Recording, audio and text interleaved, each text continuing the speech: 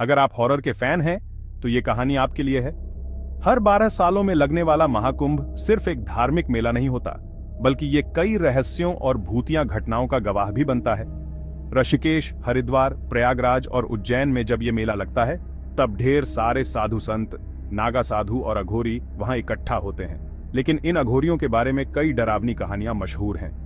प्रयागराज के महाकुंभ में जो हुआ वो आज भी कुछ लोगों को याद है। ये घटना बहुत साल पुरानी है, जब एक यंग पत्रकार आदित्य ने सोचा कि वो महाकुंभ में जाकर अघोरियों के सीक्रेट्स खोजेगा। आदित्य को किसी ने बताया कि कुछ अघोरी गंगा किनारे एक सीक्रेट रिचुअल करते हैं जिसमें वो डेड बॉडीज के साथ साधना करते हैं। ये जानने के लिए वो रात के अंधेरे में श्मशान घाट चला गया। आदित्य ने देखा कि कुछ अघोरी साधु चिता के पास बैठे हैं। उनकी आंखें गहरी और चमकदार थीं और उनके शरीर पर राख लगी थी। उन्होंने अचानक आदित्य को देखा और उनमें से एक बूढ़ा अघोरी उठकर उसकी तरफ आया। तुम यहां क्या कर रहे हो बालक? अघोरी की भारी आवाज सुनकर आदित्य डर गया।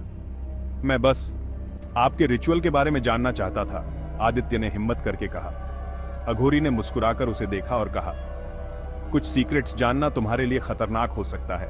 कुछ सवालों के जवाब जानने की चाहत ही बर्बादी की वजह बन जाती है। जैसे ही आदित्य ने पीछे मुड़ने की कोशिश की, उसके आसपास अजीब सी आवाजें आने लगीं।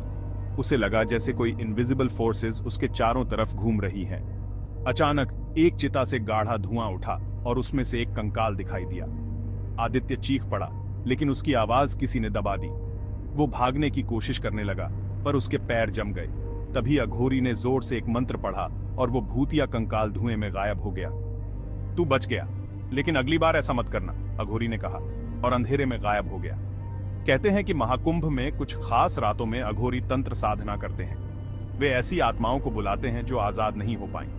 ये साधना बहुत डरावनी होती है, लेकिन वे ऐसा सिर्फ अपनी शक्तियों को बढ़ाने के लिए करते हैं। आज भी जो लोग महाकुंभ में जाते हैं उन्हें कहा जाता है कि वो रात में श्मशान घाट या अघोरियों की सीक्रेट जगहों पर न जाएं, क्योंकि वहां जो होता है वो आम इंसान नहीं समझ सकता।